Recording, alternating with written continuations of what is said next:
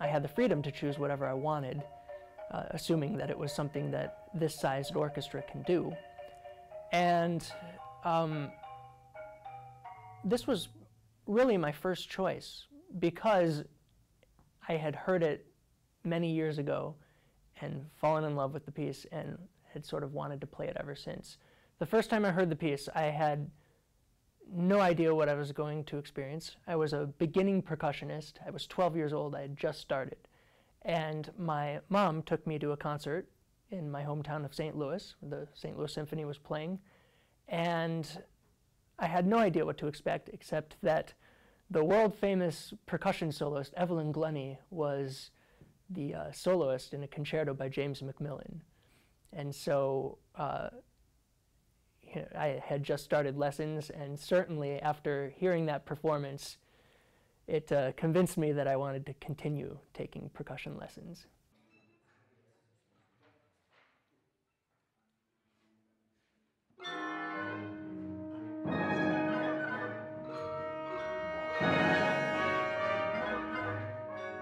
The thing about this piece is that the orchestra parts are very significant. It's not like some concertos where you have the soloist up front in the spotlight and then you have a very basic sort of accompaniment in the background. It's not like this at all. We're sort of equal partners.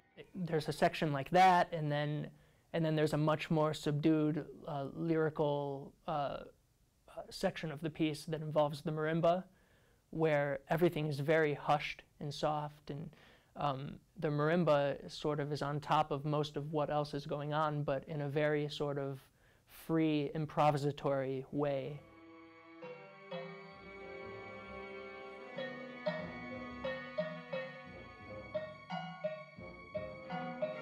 The concerto is very physical, and so you'll see me in different parts of the piece running from one side to the next. Along the entire front of the stage, there's percussion, and so it moves from all different kinds of drums and cymbals and gongs to marimba to vibraphone. It's quite an array, and so it's very craftily put together by the composer, but there are definitely some quick changes where I run from one side to the next. What's interesting about this piece is that it can be experienced on different levels. So the composer wrote it obviously with some liturgical references in mind. So, you know, the piece is based on the Advent plain song, Veni, Veni, Emmanuel. There's this way of interpreting the piece. However, there's also another way of interpreting the piece, which is completely as an abstract work that is just about a virtuosic concerto for soloist and orchestra.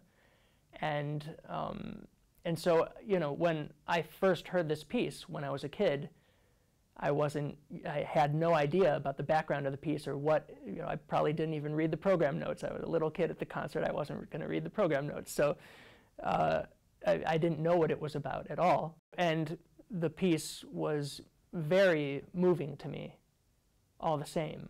So really, I think that speaks a lot about the piece and about the composer and what he's created.